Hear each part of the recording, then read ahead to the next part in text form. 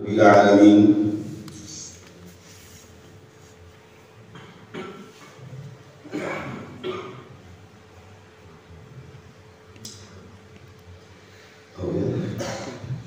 الحمد لله رب العالمين، والصلاة والسلام على سيد الأنبياء وأشرف المرسلين، والعاقبة للمتقين ولا عدوان إلا على الظالمين. اللهم رب اشرح لي صدري ويسر لي أمري واحلل عقدة من لساني يفقهوا قولي. بسم الله الرحمن الرحيم. وسارعوا إلى مغفرة من ربكم وجنة عرضها السماوات والأرض أعدت للمتقين. عن أبي هريرة رضي الله عنه أن رسول الله صلى الله عليه وآله وسلم قال: بادروا بالأعمال فتنا كقطع الليل المظلم، يصبح الرجل مؤمنا ويمسي كافرا، أو يمسي مؤمنا ويصبح كافرا، يبيع دينه بعرض من الدنيا. رواه مسلم.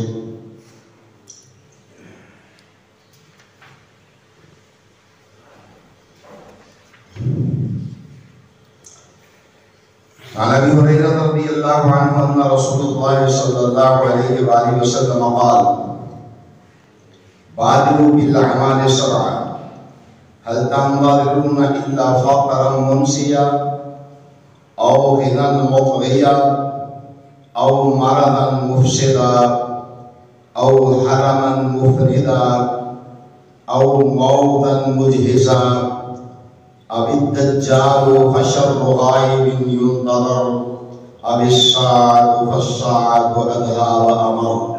أما بعد، فإن أحسن الكلام كلام الله، وخير الهدي هدي محمد صلى الله عليه وآله وسلم، وشر الأمور محدثاتها، وكل محدثة بدعة، وكل بدعة ضلالة، وكل ضلالة في النار. اللہ رحیم و کریم کی حمد و ثنا جناب رسول رؤوف الرحیم صلی اللہ علیہ وآلہ وسلم کی ذات بابرکات پہ درود و سلام لائیں گے.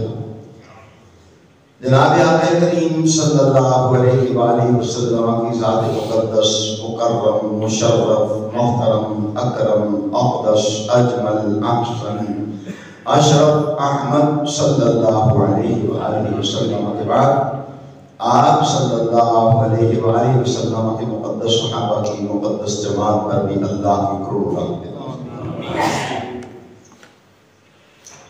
محترم، سورہ آل عمران کی ایک آیت کریمہ کی میں نے تلاوت کی ہے اور ترجمہ پیش خدمت ہے. فرمایا جلدی کرو اپنے رب کی مغفرت اور جنت کی طرف، جس کی چوڑائی آسمان و زمین ہے اور تیار کی گئی ہے متقین کے لیے. اور دوسری جو حدیث میں نے آپ کے سامنے تلاوت کی ہے وہ بھی ہے کہ رسول اللہ صلی اللہ علیہ وآلہ وسلم نے ارشاد فرمایا: 7 چیزوں سے پہلے نیک اعمال میں جلدی کیا کرو. پہلی چیز کیا ہے؟ فرمایا کیا تمہیں ایسے فقر یعنی تنگ دستی کا انتظار ہے جو بھلا دینے والا ہے، یا ایسی مالداری کا انتظار ہے جو تمہاری اخلاقی گراوٹ کا سبب بن جائے، یا ایسی بیماری کا انتظار ہے جو بگاڑ دینے والی ہے، یا ایسے بڑھاپے کا انتظار ہے جو عقل و ہوش کو ضائع کر دینے والا ہے، یا ایسی موت کا انتظار ہے جو نہایت تیزی سے اپنا کام کر دینے والی ہے. فرمایا یا دجال کا جو ہر اس غائب برائی سے بدتر ہے جس کا انتظار کیا جائے، یا قیامت کا، پس قیامت کو بہت ہی ہولناک اور بہت تلخ تر ہے. نبی کریم صلی اللہ علیہ وآلہ وسلم نے ان احادیث میں جو خبر دی ہے وہ یہ ہے کہ لوگوں، یہ سب کچھ ہی اللہ کا ہے، جو کچھ آپ کو دیا گیا ہے۔ ایک حدیث میں آتا ہے کہ نبی کریم صلی اللہ علیہ وآلہ وسلم ارشاد فرماتے ہیں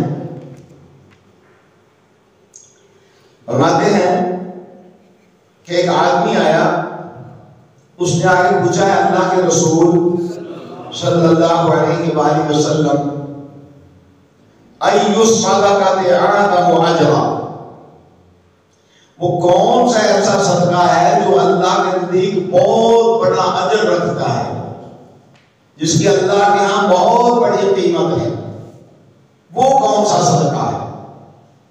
دیکھیں، ایک آدمی کے لیے 1 کروڑ روپیہ کا خرچہ دینا کوئی خرچ کر دینا کوئی حیثیت نہیں رکھتا، اور ایک آدمی کے لیے 10 روپے خرچ کرنا بھی بہت بڑی حیثیت رکھتا ہے۔ ایک آدمی کے لیے بہت زیادہ مال اللہ کی راہ میں دے دینا اسے کوئی فرق نہیں پڑتا، لیکن ایک آدمی کا 1 روپیہ اللہ کی راہ میں دینا اسے فرق پڑتا ہے۔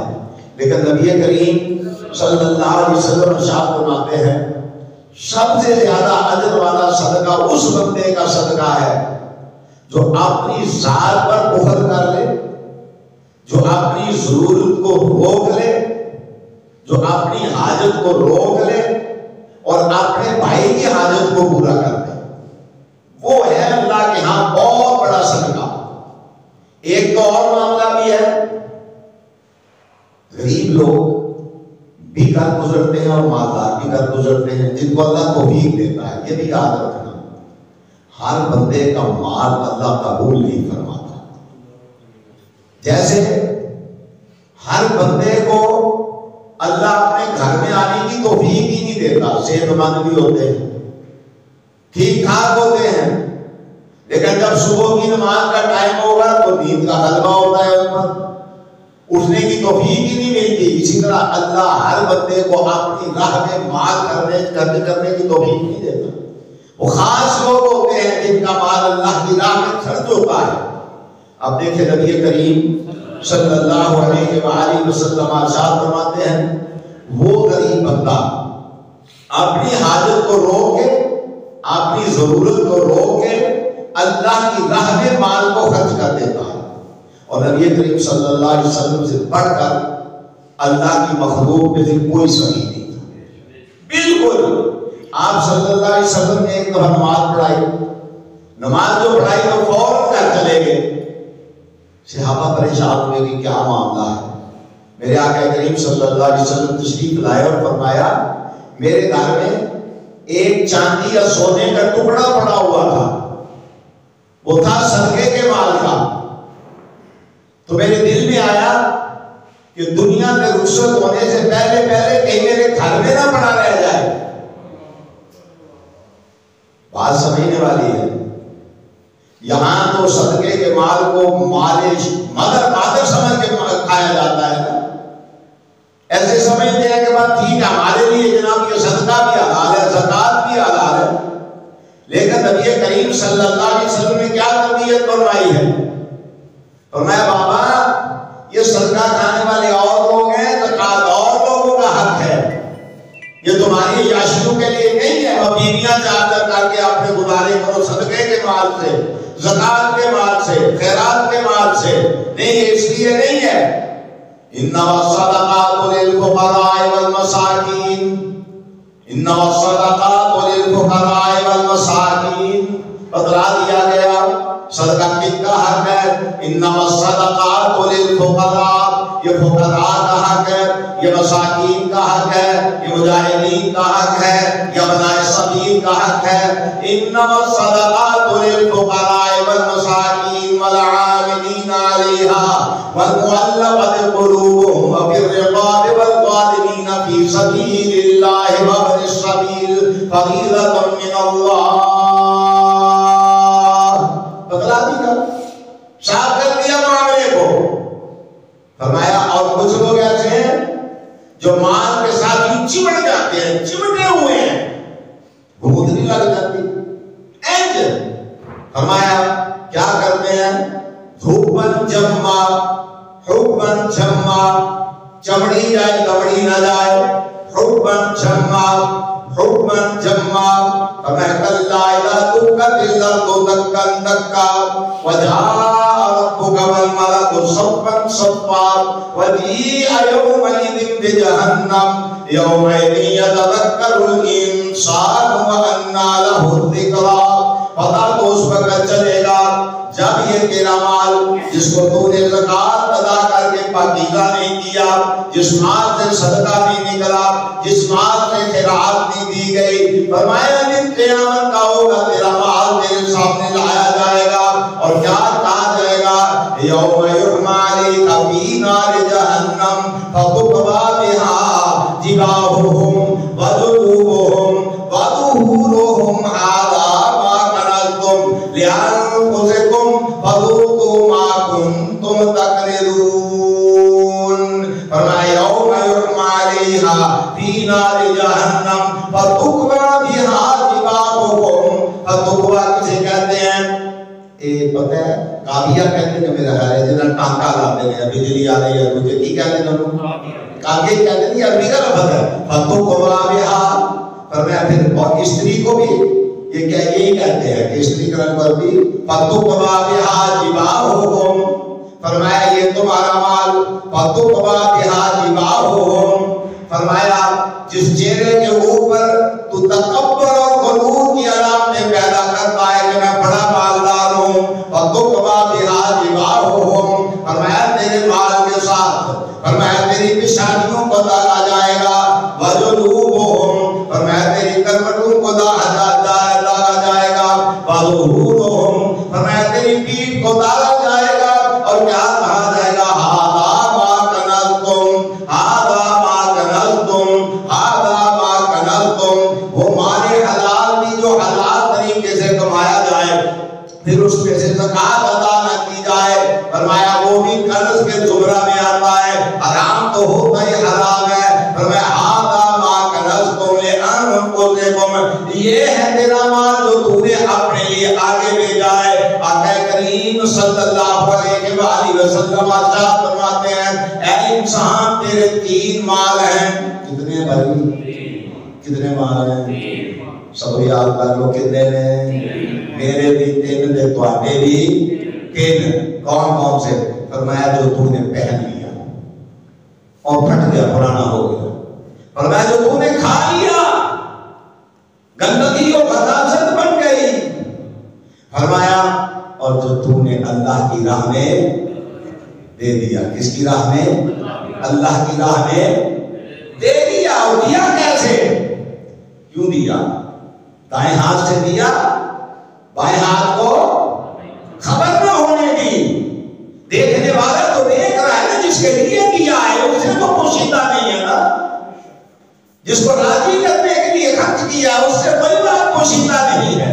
پر وہ تین مال ہیں تیرے، ایک جو تو نے پہن لیا، ایک جو تو نے کھا لیا، ایک جو تو نے اللہ کی راہ میں دے دیا۔ چاہے تو نے ایک دمڑی دی ہے اللہ کی راہ میں، وہ اس انداز میں دی ہے، پھر لینے والا جانے، دینے والا جانے، اور جس کے لیے دیا جائے بس وہی جانے۔ وہ دلوں کے حالات کو جانتا ہے، جس نے میری رضا کے لیے دیا ہے یا دنیا کو خوش کرنے کے لیے دیا۔ آج کل آپ دیکھ رہے ہیں نا، لائنیں لگی ہوئی ہیں، عورتیں لائنوں میں لگی ہوئی ہیں۔ کیا ہے یہ ہے کیا ہے یہ؟ لینے والے بھی پیشہ ور، دینے والے بھی دنیا کو دکھلا رہے ہیں، جناب لائن لگی ہوئی ہے، ہم زکات دے رہے ہیں، یوں دیتے ہیں۔ پھر ایک اور بڑا عجیب و غریب کا دھندا شروع ہو گیا، مجھے تو پسند نہیں ہے، میں تو اس کو اچھا نہیں سمجھتا۔ کیا ہے کہ ہر آدمی کو سودا دے دو۔ کئی بندے ہمارے پاس آتے ہیں جی بکرا دے دیے صدقے کا، وہ میں کہتا ہوں خدا کے بندو اس کو دعائی کی ضرورت ہے، پیسے دو، وہ اپنی دعائی خریدے۔ اس کو کپڑے کی ضرورت ہے، اس کو پیسے دو، وہ کپڑا خریدے۔ اس کو پیسے دو، اپنی حاجت پوری کرے۔ اس کو بیمار ہے، اس نے دعائی لینی ہے، آپ کہتے ہیں صدقے کا گوشت کا۔ صدقہ دینے کا مقصد یہ ہوتا ہے کہ دوسرے اس کی ضرورت کو پورا کیا جائے. اور آج کل جناب یہ لائنیں لگی ہوئی ہیں جی حاجی صاحب جو ہے زکات دے رہے, تیری زکات دے رہے, منہ پر مار دی جائے گی. ایسے مال کی اللہ کو ضرورت نہیں ہے. نبی کریم منہ پا دیا کرو یار صلی اللہ علیہ وآلہ وسلم. ارشاد فرماتے ہیں 3 بندوں کو بلایا جائے گا دن قیامت میں سب سے پہلے 3 بندے. جیسے 3 مال ہیں نا آپ کے, تو بندے بھی 3 ہی منتخب کیے جائیں گے. بلایا جائے گا اللہ, آ جاؤ بھائی مولوی صاحب جی اللہ کیا کرتے رہے ہیں؟ اللہ تیرے دین کی تبلیغ کرتا رہا ہوں. کس لیے؟ اس لیے کرتا رہا ہوں کہ اللہ تو راضی ہو جائے. یخادعون اللہ, اللہ کو دھوکہ دیتے ہو. یخادعون اللہ, اللہ کو دھوکہ دیتے ہو. کس کے لیے تبلیغ کر؟ اللہ تیرے لیے. اللہ کہتے مجھے دھوکہ دیتے ہو, میرے لیے نہیں. لوگ کہیں کہ بڑا علامہ تھا, بڑا فہامہ تھا, بڑا عالم تھا, بڑی جناب دانشوری کی گفتگو کیا کرتا تھا. فرمایا لوگوں نے دنیا میں کہہ دیا, میرا حق میں نے دنیا میں ادا کر دیا. فرمایا اس کو جہنم کے درجے آخری درجے میں پھینک دو, اس کو جہنم میں. میرے دین کے ساتھ بھی کھلواڑ کرتا رہا. اور اب فرمایا وہ دوسرا بندہ بلاؤ. انسان کی جان سب سے زیادہ قیمتی ہوتی ہے, عزیز ہوتی ہے. انسان بیمار ہو جائے, اللہ مجھے اور آپ کو بری بیماریوں سے محفوظ فرمائے, تو لوگ اپنا مکان بیچ دیتے ہیں, لوگ اپنی دکان بیچ دیتے ہیں, لوگ قرض اٹھا لیتے ہیں. یہاں تو ویسے بھی ہمارا تو پرسان حال ہی کوئی. یہ ڈاکٹروں کا طبقہ یہ بھی ایک تاجر ہے, مسیحا نہیں. یہ ڈاکٹر مسیحا نہیں, کبھی کبھی ہوتے تھے مسیحا. یہ مسیحا نہیں ہے, یہ تاجر ہے بہت بڑے. یہ تجارت کرتے ہیں, مشینیں لگا رکھی ہیں, تو کام ہو گیا, چل بھی 10 ٹیسٹ کرا لیا, 20,000 کو ٹھگ لیتے ہیں مریض سے. انسان کو یہ پتا نہیں ہے کہ اس کے پاس کو پیسہ ہے بھی کہ نہیں, اس کے گھر میں آقا ہے بھی کہ نہیں. کیوں؟ اس لیے کہ 50 لاکھ روپیہ خرچ کے یہ پڑھتے ہیں. حالانکہ حکومت کی ذمہ داری ہونی چاہیے عوام کو تعلیم دینا اور عوام کو صحت کی سہولتیں مہیا کرنا, یہ حکمرانوں کی ذمہ داری ہے. لیکن حکمرانوں کے لیے ساری سہولتیں موجود ہیں. کوئی ایم ایل اے بیمار ہو جائے تو جناب میں کا بھی علاج کروانے کے لیے جاتا ہے, میری ماں کا یہ مال ہے. اور جن کے لیے جن کا تو حکمران بنا دیتا ہے ان کے لیے نہ صحت ہے نہ تعلیم ہے.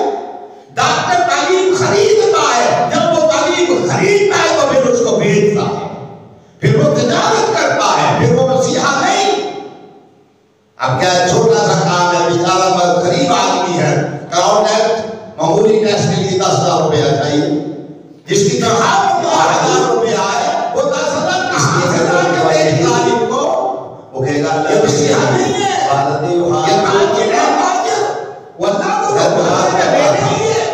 نہیں, جان سے زیادہ محنت کروائی تھی. لوگ کہے گا بڑا جنگی, بڑا بہادر, بڑا سلیح اور بڑا جناب بہادر تقریبی تھا. تو نے یہ محنت کروائی, ایسی تیرے مرنے کے بعد یہ دیکھا نہیں میں یہ محنت کروائی کہ بڑا بہادر تھا, بڑا جنگی تھا, بڑا سلیح تھا, بڑا لڑنے والا تھا. دنیا نے کہہ دیا میرا معاملہ میں تو ہے, سامان بھیج دیتا ہے, قرض اٹھا دیتا ہے.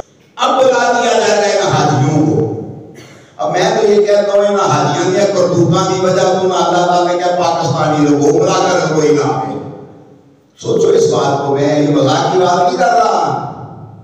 اللہ نے ساری دنیا کے اکثر لوگوں کو کہا ہے دفعہ ہو جاؤ, بیت اللہ میں آنے کی ضرورت نہیں ہے تمہاری, مدینہ منورہ میں آنے کی ضرورت نہیں ہے تمہاری. اب بات کو سمجھ نہیں رہے. خدا کا میری بات کو سمجھے, اللہ کے لیے میری بات کو سمجھے.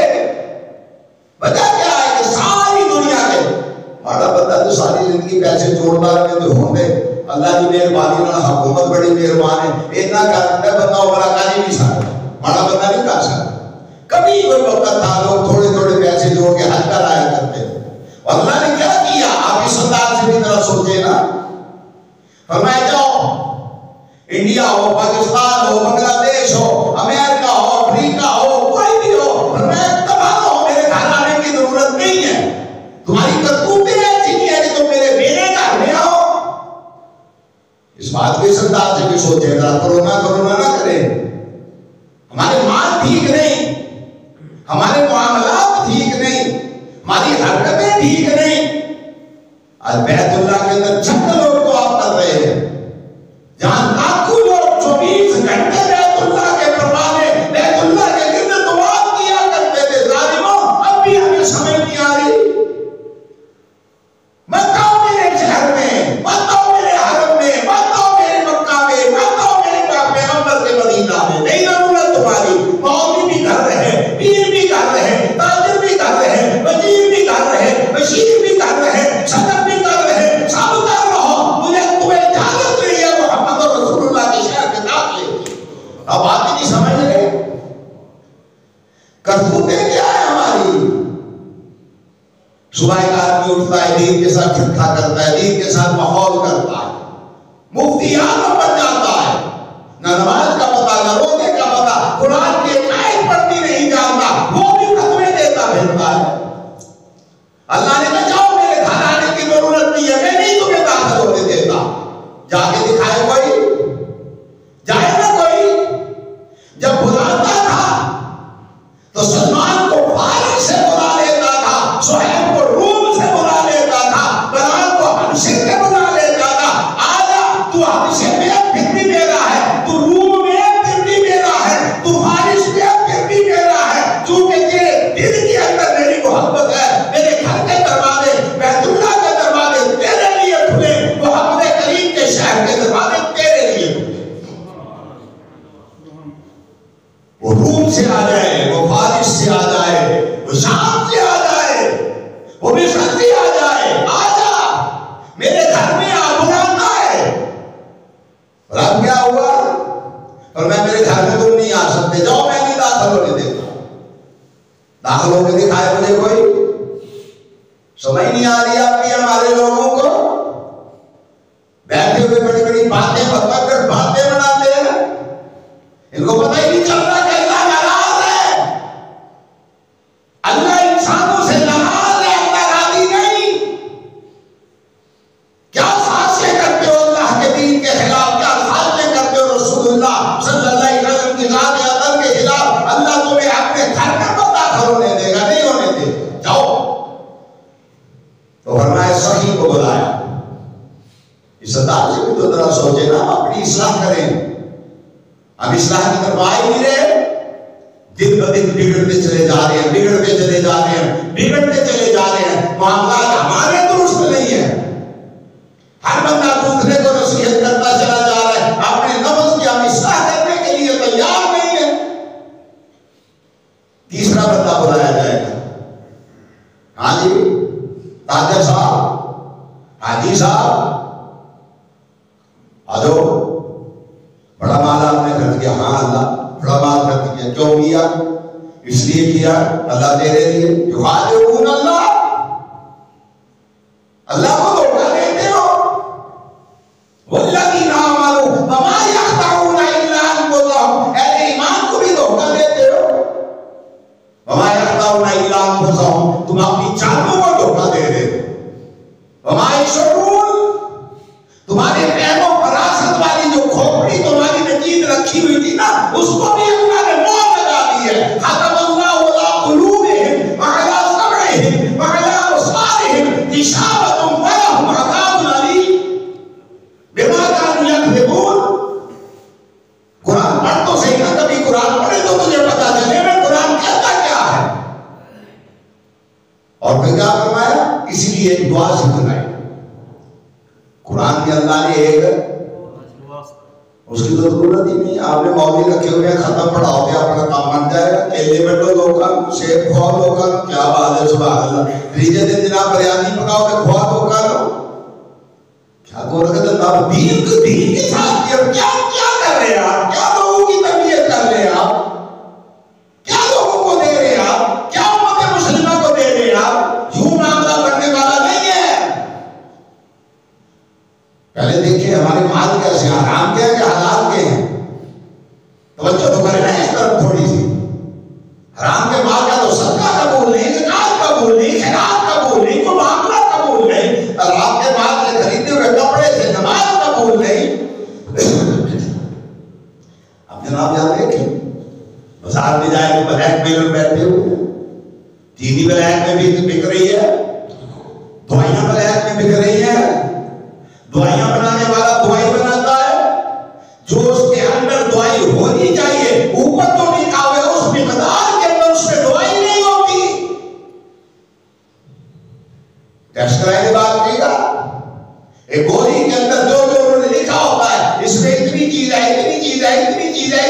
چیز ہے، آپ لباس کی ٹیکس کرائے اس کوئی کے اندر وہ چیزیں نہیں ہوتی. اب اندازہ کریں جب یہ حال ہوگا تو پھر دنیا کا مال اکٹھا کرنے کے لیے نا، اس سے آپ سمجھیں کہ ہم حج کر رہے ہیں تو کئی جناب 20 دن لا کے نا رمضان میں رسیداں بک کرائیاں ہوئی ہیں، میری جیب پر ڈاکہ ڈال کے دوبرا کرنے کے لیے جا رہے ہیں. تیری عمرے کی اللہ کو ضرورت نہیں ہے، تیری عمرے کی اللہ کو نہیں ہے.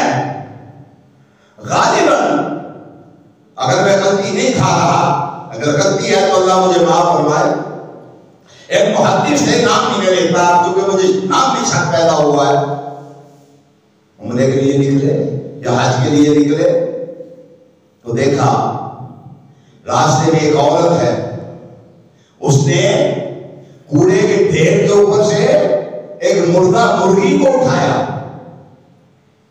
پوچھا پیچھے کے بی بی کیوں اٹھایا؟ کہنے میرے بچے بھوکے ہیں، یتیم ہیں، میں بیوہ ہوں، کھانے کے لیے گھر میں کچھ نہیں. اللہ اپنے حج کا جو خرچ تھا اسے دیا اور واپس بن لگے. محدث کے محدث اپنے حج کا سارا دان صبر اسے دے دیا اور گھر بن گئے. تو لوٹ کے جا کے حج کر پائے، عمرے کر پائے، شکار کر کے تو نے کمروں میں رکھے ہوئے ہیں، گلابوں میں رکھے ہوئے ہیں، اس لیے کہ قیمت بڑھ جائے اس کو بیچوں گا. ایسا قادر اللہ کا کام کی ہوتا ہے، اس پر اللہ کی لعنت برستی ہے، رحمت کا حقدار نہیں ہوتا. وہ عمرے کرنے کی جاتی ہے، اللہ بلائیں گے، اللہ کیا کہیں گے؟ ہاں بھائی میں اللہ تیری راہ میں خرچ کرتا تھا. فرمائے یخادعون اللہ، اللہ کو دھوکہ دیتے ہو، اہل ایمان کو دھوکہ دیتے ہو. تاکہ مولویوں کا بھی قصور ہے، تاکہ پیران کا بھی قصور ہے. یہ پکڑ بال لو سرخ جناب جگر تھوڑے مولویوں کے پیران نے اللہ جو خون ٹپکے گا. وہ 100 سال ایڈے سونے کے کرنا اور مال مفت دلے بغیر کھاتے بھی اچھا ہے، وٹامن کی گولیاں بھی کھاتے ہیں، مال یہ تو پوچھنا ہی نہیں کہ اپنی قوم کو کہنا ہی نہیں کہ حرام لایا ہے کہ حلال لایا ہے. اس لیے کہا یوم یحمل فی نار جہنم فتقضی بہا جباہہم. یہ کہتا ہے آج کل مولوی تو پیر بھی میک اپ بھی ہم نے کیا ہے، بیوٹی پارلر سے وہ تیار ہو کے آتے ہیں. میں نے کہا سبحان اللہ. نبی کریم صلی اللہ علیہ وسلم کے پاس ایک صحابی آئے، اسلام قبول کیا، آپ نے تربیت فرمائی، بہت خوبصورت تھے، بہت خوبصورت تھے. کچھ عرصے کے بعد پھر دوبارہ آئے تو ان کے چہرے کے اوپر نہ لائنیں بنی ہوئی تھی، رنگ سیاہ ہو گیا. یہ کون ہے؟ نبی علیہ السلام کے چہروں پر نہ جایا کرو، یہ بڑے خوب بدلتے ہیں لوگ. نبی پاک صلی اللہ علیہ وسلم فرمانے لگے تجھے کیا ہوا؟ تو بڑا ہی خوبصورت تھا. اور ضرور جب سے آپ کی بارگاہ سے ہو کے جاؤں نا اللہ کے ڈر سے بولتا ہی رہتا ہوں، اللہ کے ڈر سے. اور کبھی ہم بھی ہوئے ہیں اللہ کے ڈر سے، کبھی ہم بھی عالموں میں شیطان و شرمسار ہوئے ہیں کہ اللہ آپ کا یہ بھی غلطی ہوئی ہے، اللہ آپ کا یہ بھی غلطی ہوئی ہے، اللہ ہماری زندگی غلطیوں میں گزر گئی، اللہ نے معاف فرما دے. کبھی ہم بھی ہوئے تو میں تمہیں بڑے سورہ سے. پھر نبی پاک صلی اللہ علیہ وسلم نے نصیحت فرمائی بھائی تیرے جسم کا بھی تجھ پر حق ہے، اس کو آرام بھی دیا کر. اللہ تو بڑا رحیم ہے، بڑا کریم ہے، بڑا مہربان ہے، اپنے بندوں پر احسان فرمانے والا ہے. اب اس تاجر کو بلایا جائے گا. پہلے مولوی صاحب کو بھائی دیکھیں ہم نے اپنے مولویوں کے گھر سے بات شروع کی ہے، کوئی یہ نہیں سمجھے. اور دوسرا کون تھا؟ اچھا بولو خیر تو ہم کو پھٹ کے نہیں کھڑا تھا. پہلا کون ہے؟ وہاں پیچھے بول دے جن مولوی نے گانے تو ہی کر دے مولوی نے خراب نہیں کرتے. پہلا کون ہے؟ دوسرا اور تیسرا اے حاجی بلیکیا جو سکاط رکھ کے بیٹھا ہوئے ظالم اپنے گھروں کے اندر، اپنے غلاموں کے اندر اور اللہ کی مخلوق کو تنگ کرنے کے لیے بنا رہے ہیں مصیبت. اللہ کہیں گے آ بھائی دس اللہ تیرے لیے، اللہ کہ مجھے بھی دھوکہ دے. اللہ کو دھوکہ یخادعون اللہ، اللہ کو دھوکا، اور میں اس کو بھی جہنم کے اندر پھینک دوں. یہ اس لیے خرچ کرتا تھا لوگ کہیں بڑا سخی ہے. تو کبھی سنیا کبھی کسی نے آخیا وے سخی؟ میں دسنا تھی سنتے ہو تو یاد نہیں رہتا.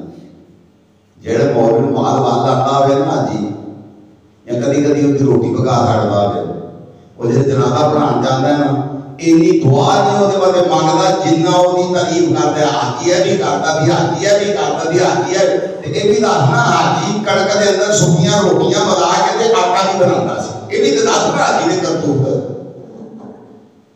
ہم نے چلی اور دلیر کر دیا ہے لوگوں کو.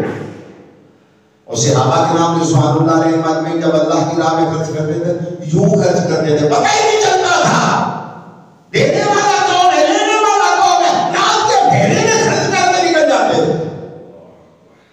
نبی کریم صلی اللہ علیہ وسلم نے ارشاد فرمایا 3 مال ہیں بھائی تیرے. کون کون سا؟ جو تو نے پہن لیا، اور جو تو نے کھا لیا، اور جو تم نے اللہ کی راہ میں، وہ تیرے ساتھ ساتھ ہے، وہ تیرے ساتھ ساتھ ہے. اور میں 3 مال میرے ساتھ چلتے ہیں.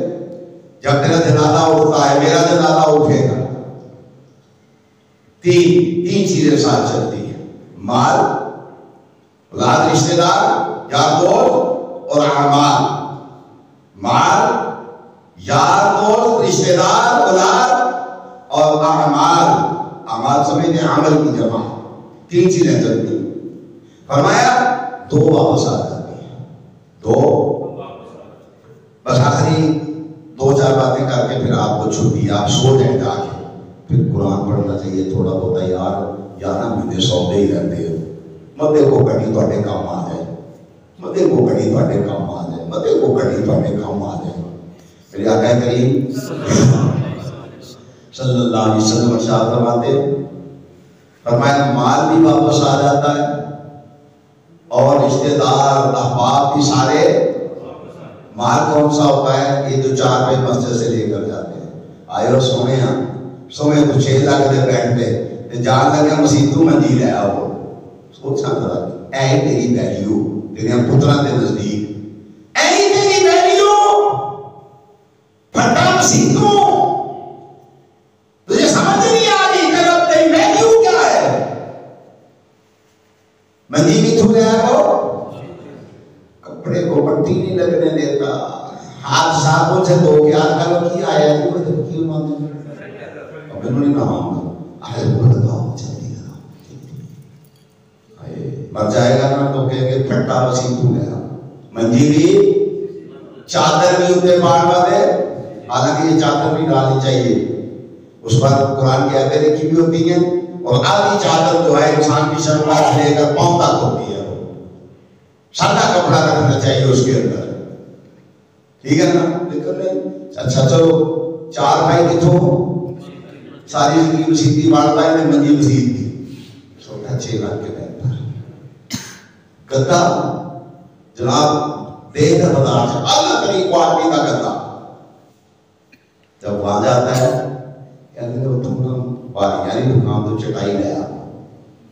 نہیں سمجھ رہی تو ابھی بھی نہیں سمجھ رہی. باریاں نہیں دکان تو جس خلال کے لیے پوری گاڑیاں بنگلے کوٹھیاں ویلے بنائے جائیدادیں بنائی دیکھ بیلنس چھوڑا تو کہتے 4 بھائی کہاں سے لاؤ پھٹا. اور جس صابن سے تجھے غسل دیتے ہیں اس صابن سے غسل نہیں کرتے ہو، نہیں کرتے. پیار پھینک دیتے ہیں. یہ کہتے ہیں جناب نوحان اب آپ کو تو غسل نہیں دے سکتے. لوگ کن کے لیے کر رہے ہو؟ کیوں حلال و حرام اکٹھا کر رہے ہو؟ کن کے لیے کر رہے ہو؟ کیوں کر رہے ہو؟ مت دیکھو ایک سیاستدان کو اور حکمرانوں کو ان کے کرتوت جو ہے کہ یہ مال مال مال اکٹھا کر رہے. پتہ نہیں چلے گا نا بنٹے تو بنٹا بھی جتنا مر جائے گا. اور مانا منجی مسیح تو لے آؤ، بھٹا مسیح تو لے آؤ، بلاؤ اور بھی لو. تو تو غسل دینے کا طریقہ نہیں جانتا. جن کے لیے تو نے حرام حرام اکٹھا کیا وہ تجھے غسل نہیں دیں گے. جس صابن سے تجھے ملایا جائے گا اس صابن سے وہ خود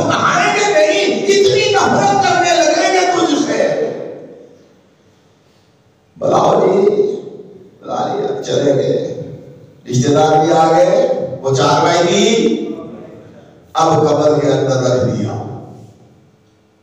اچھا قبر کے اندر رکھنے کا طریقہ بھی نہیں آتا ہی نہیں.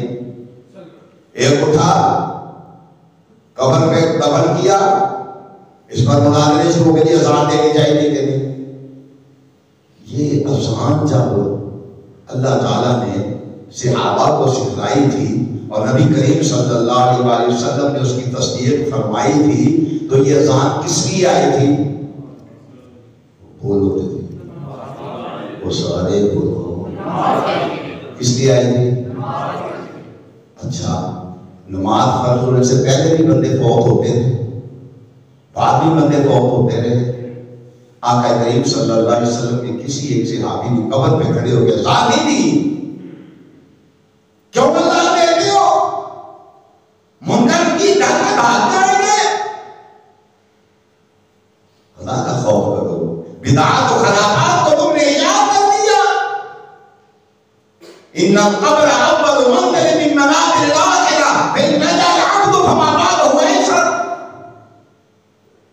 اور خدا کا خوف کر. کہاں سے تو نے یہ بدعات و خرافات کو نکال لیا؟ لیکن کبھی الٹی سیدھی دلیلیں. یہ دیکھیں یہ قرآن کی آیت، یہ دیکھ قرآن مجھ پر اترا ہے یا محمد رسول اللہ پر اترا تھا؟ ابو بکر صدیق نے قرآن کو سمجھا، عمر فاروق نے قرآن کو سمجھا، عثمان بن نورین نے قرآن کو سمجھا، علی بن مرتضیٰ حیدر کرار نے قرآن کو سمجھا، سیدنا حسن و حسین نے قرآن کو سمجھا، طلحہ و زبیر نے قرآن کو سمجھا، سلمان فارسی نے قرآن کو سمجھا، صہیب رومی نے قرآن کو سمجھا، بلال حبشی نے قرآن کو سمجھا، عمر بن عاص نے قرآن کو سمجھا، سعد بن وقاص نے قرآن کو سمجھا. تجھے سمجھ آئی ہے یا انہیں سمجھ نہیں آئی تھی؟ اب تو سمجھانے لگا ہے.